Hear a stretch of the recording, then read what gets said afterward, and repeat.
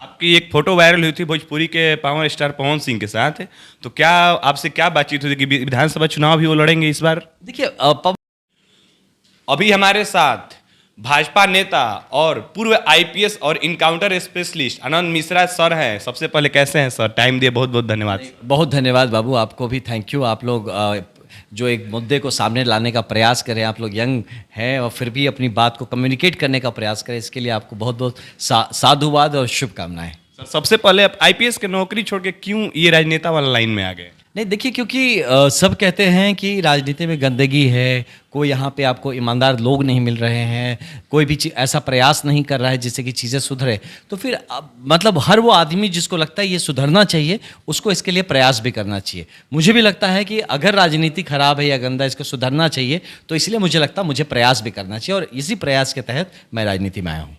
Sir देश में तो बहुत सारी पार्टियां हैं, फिर आप बीजेपी क्यों ही ज्वाइन? नहीं, बीजेपी देखिए एक विश्व का ही सबसे बड़ा पार्टी, सिर्फ उतना नहीं है, संगठित पार्टी है, कार्डर बेस्ड पार्टी है, डिसिप्लिन है, एक संस्कार संस्कृति लेके चलने वाली पार्टी है और इसका नेतृत्व इतना मजबूत है, स्ट्रांग है कि उस मजबूत वो जो उसका ड्राइवर जब मजबूत है, जब नेतृत्व मजबूत है, तो वो अपनी विचारधारा को ज़मीन तक उतारने की क्षमता रखती है और देश को एक नई जगह तक, एक नए आयाम तक पहुंचाने की काबिलियत रखती है। इसलिए मुझे लगता है इतना शानदार टीम जब काम कर रहा है एक विकसित भारत के लिए, तो उसमें उसका एक छोटा सा हिस्सा बनना, एक कार्यकर्ता बनना एक सौभाग्य का विषय है।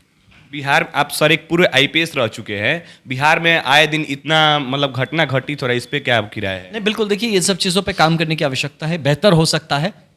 मुझे पूरा यकीन है कि मैं अपने सुझाव हमारे जो शीर्ष नेतृत्व हैं उनको मैं अपनी तरह से देने की कोशिश करूँगा। चीज़ें बहुत बेहतर हो गई हैं 2005 के बाद से। अगर देखेंगे 1990 से 2005 तक की का जो जंगल राज था, उससे तो कहीं कहीं हम बेहतर हैं, लेकिन हाँ अभी भी बहुत कुछ हमें और बेहतर करने की ज़रूरत है। हमारी बिहार की जनता को पूर्ण सिक्योरिटी की ज़रूरत है, पूरी तरह से बेहतर एक सामान्य जीवन हो, एक इकोनॉमी पे फोकस हो, अर्थव्यवस्था पे फोकस हो, डेवलपमेंट की तरफ पूरा फोकस हो, तो इसकी ज़रूरत है और इसके लिए अभी कुछ काम है जो कि चल रहा है और बेहतर हो सकता है। और मैं यही कहूँगा कि क्योंकि मैं खुद सरकार पक्ष में हूँ और इस पार्टी के साथ, भाजपा के साथ हूँ, तो मैं अपनी बात को रखूँगा और अपने जो मेरे सजेशन से, मेरा जो एक्सपीरियंस रहा है, जिसके थ्रू हम लोगों ने एक आइडियल पुलिसिंग सिस्टम खड़ा कर पाए थे अपने ज़िलों में, तो उसका मैं प्रस्ताव रखूँगा और आशा है उसको अगर माना जाएगा तो बिहार में और बेहतर आपको लॉ एंड ऑर्डर व्यवस्था देखने को मिलेगी। आनंद मिश्रा सर लोकसभा चुनाव लड़े हैं, क्या विधानसभा चुनाव लड़ेंगे? देखिए मैं ना चुनाव जब लड़ा था तो मेरे लिए एक तरह की मजबूरी थी। हाँ, वो एक वैसा अवस्था था कि मैं निर्दलीय था, कहीं कोई एफिलिएशन नहीं था मेरे पास मार्गदर्शन नहीं था। आज मैं भाजपा का एक निष्ठावान कार्यकर्ता के रूप में अपने को समझता हूँ। मेरे पास इतना बड़ा पार्टी है, मेरे पास शीर्ष नेतृत्व है जो कि मुझसे कई हज़ार गुना बेहतर समझते हैं और मार्गदर्शन दे सकते हैं। तो मैं अपने शीर्ष नेतृत्व पे पूरी तरह से भरोसा रखता हूँ और मेरा शीर्ष नेतृत्व मुझे जो काम देगा मैं वो काम करूँगा। मैं चुनाव लड़ने के लिए ऐसा नहीं है कि मैं ललायत हूँ या कह रहा हूँ नहीं मुझे टिकट चाहिए या इसके लिए मैं कुछ कर रहा हूँ। तो अगर मुझे मेरा नेतृत्व कहता है, दायित्व देता है कि आपको ये चुनाव लड़ना है, मैं चुनाव ज़रूर लड़ूंगा। मेरा नेतृत्व कहता है कि आपको प्रचार करना है, मैं प्रचार करूंगा। मेरा नेतृत्व कहता है कि नहीं आपको बैठ के बैकग्राउंड में काम करना, मैं वो काम करूंगा। जो भी मेरा नेतृत्व, मेरी पार्टी मुझे दायित्व देगी वो मैं काम करूंगा। जैसे कि यहाँ पर इतना समर्थन आपको मिला था, मैं इसलिए पूछा कि चुनाव लड़िएगा कि नहीं? नहीं देखिए, मैं बताया ना फिर से कि समर्थन के लिए मैं बहुत कृतज्ञ हूँ इस बात के लिए, और जो समर्थन जिन्होंने किया है सबके लिए मैं चाहता हूँ कि मैं उनकी जिस तरह से हो सके सेवा कर सकूँ। लेकिन चुनाव मैं फिर बता रहा हूँ कि तब इसलिए लड़ा था कि मेरे पास दूसरा कोई विकल्प नहीं था। आज मैं एक बहुत बड़े पार्टी का हिस्सा हूँ, मेरे पास अभी बहुत विकल्प है। सिर्फ चुनाव के माध्यम से ही मैं अपने लोगों की सेवा नहीं कर सकता, मैं संगठन में रह के भी सेवा कर सकता हूँ। मैं एक गवर्नमेंट जिसकी पार्टी की बनी है उस पार्टी का हिस्सा रहते हुए मैं उसकी सेवा कर सकता हूँ। इतने बड़े संगठन है, इतने सारे यशस्वी लोग हैं हमारे पार्टी में, तो उन सब की मदद से मैं लोगों की सेवा कर सकता हूँ। क्योंकि अब मेरे पास ऑप्शंस इतने ज़्यादा हैं, तो इसलिए चुनाव लड़ना या ना लड़ना वो भी एक ऑप्शन है। तो मेरी पार्टी मेरे लिए जो ऑप्शन तय करेगी मैं वो ऑप्शन को लेने को तैयार हूँ। बिहार में कांग्रेस के मंच से प्रधानमंत्री जी की मां को गाली दिया जाता है, क्या कहेंगे? ये बहुत दुर्भाग्यपूर्ण है मेरे भाई, बहुत दुर्भाग्यपूर्ण है कि बिहार जैसे राज्य जहाँ हमारी संस्कृति ही शुरुआत होती है छठी मैया से, एक माँ से शुरुआत होता है, माँ को समर्पित राज्य है हमारा, है ना। और उस राज्य में ऐसा हो जाना आई मीन इससे गंदा कुछ मुझे नहीं लगता कि और हो सकता था। और मैं खुद शर्मिंदा महसूस कर रहा हूँ इस चीज़ का कि बिहार का हो के बिहार के ही किसी लड़के ने इस तरह की गंदी बात करी। वो ये बिहार का संस्कृति नहीं है। हमारे गुजरात के भाई बहन क्या सोचते होंगे, आप सोचिए आप बात को, है ना। अब हम जब जाएंगे गुजरात में क्या मुंह दिखाएंगे कि अच्छा तुम उसी बिहार से आए हो जहाँ पे ऐसी बातें करी जाती है।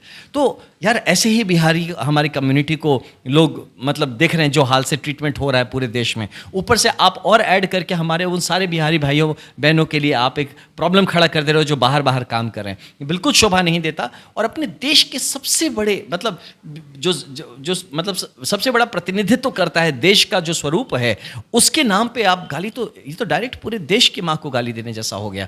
ये हम लोग कभी बर्दाश्त नहीं करेंगे और इसका बहुत ही मजबूती से इस चीज़ का विरोध कर रहे हैं, करना चाहिए और हर एक आदमी को कहना चाहिए। और इसमें कुछ लोग कहते हैं कि इसमें राजनीति जो देख रहा है वही राजनीति, हम तो संस्कृति देख रहे हैं। हम तो राजनीति देखने, तो हमारी बिहार की संस्कृति का अपमान है। बिहार की संस्कृति ऐसा नहीं कर सकती। तो हमारी संस्कृति हमारी अफेक्टेड हो रही है, हम उस बात को लेकर परेशान है और यहाँ कुछ दल है जो इसमें राजनीति खोज रहे हैं। आपकी एक फोटो वायरल हुई थी भोजपुरी के पावर स्टार पवन सिंह के साथ, तो क्या आपसे क्या बातचीत हुई थी कि विधानसभा चुनाव भी वो लड़ेंगे इस बार? देखिए पवन जी राष्ट्रहित में काम करने वाले आदमी हैं, जो मुझे लगा उनकी विचारधारा जो है प्योर, मुझे लगा कि वो भाजपा की विचारधारा के नेता हैं और उनकी बहुत इच्छा है कि वो अपनी माटी की, अपनी माँ की सेवा करें और वो करेंगे भी। तो मुझे लगता है कि उनको भाजपा के माध्यम से ही करने की इच्छा है।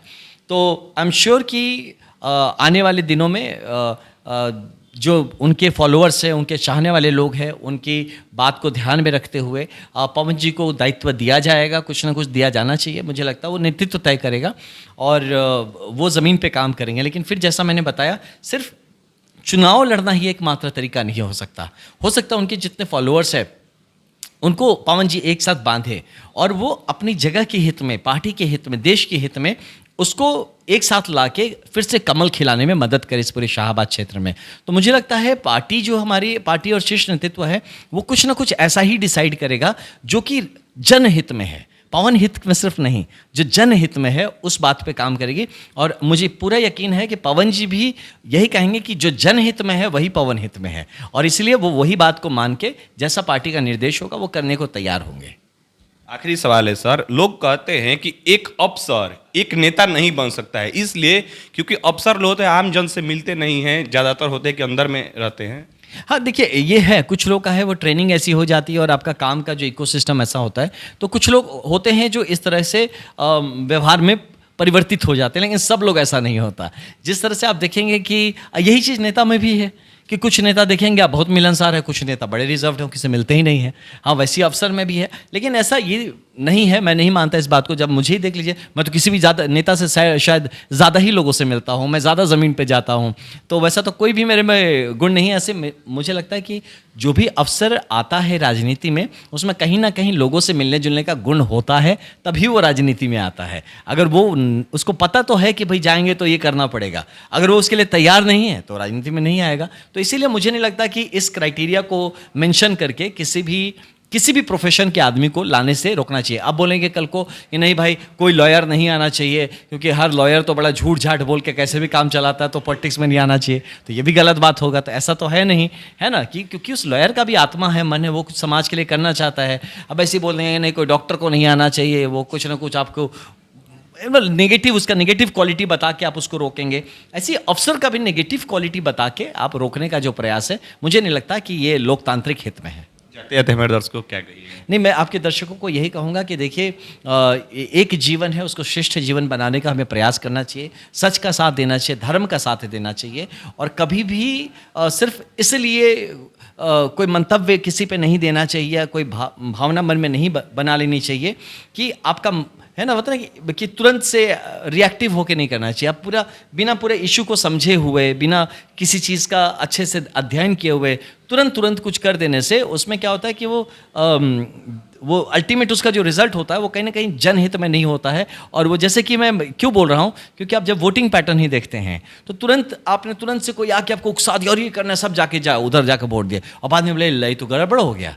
तो इसलिए समझदारी के साथ, स्थिरता के साथ, मुझे लगता है चुनावी वर्ष है, समझिएगा कि आपके इर्द गिर्द क्या होता है और उस प्रत्याशी को वोट दीजिएगा जो सही में आपके लिए काम करने की काबिलियत रखता हो। अच्छा बात करने वाले लोग बहुत मार्केट में मिल जाएंगे, या झूठ बोलने वाले लोग आपको बहुत मार्केट में मिल जाएंगे। ऐसे भी लोग आपको मिलेंगे जो कि पहले उनको मौका दिया गया था, फेल हो गए थे, फिर आके बोलेंगे ना अब की बार हम कर देंगे। तो ये चीज़ से समझ के मैं कहूँगा कि भाजपा का साथ देना चाहिए, मैं आपकी जनता से यही कहूँगा। और अगर कमल खिलेगा, मुझे पूरा यकीन है, तभी भारत विकसित हो पाएगा। तो हमारे साथ थे अभी पूर्व आईपीएस आनंद मिश्रा सर, जो अपने बात को बेबाकी से रखे। बाकी हमारे चैनल पर नए हैं तो सब्सक्राइब कीजिए, शेयर कीजिए। धन्यवाद।